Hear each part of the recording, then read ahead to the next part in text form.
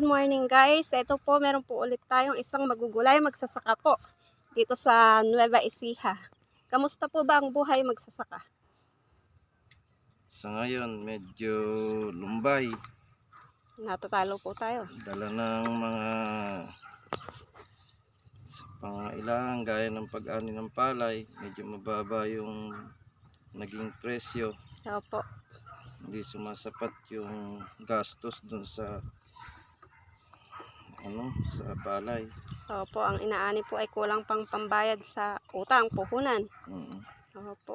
Kaya ito, nag-transfer kami ng pagugulayan. Baka sa kabila ng lahat ay mapabawi.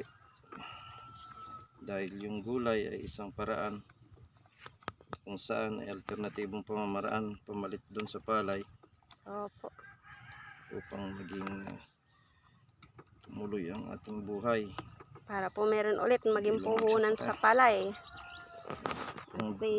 Thank you po. Ano pong pangalan nila? Pascual Sagum. Pascual Sagum. Thank you po.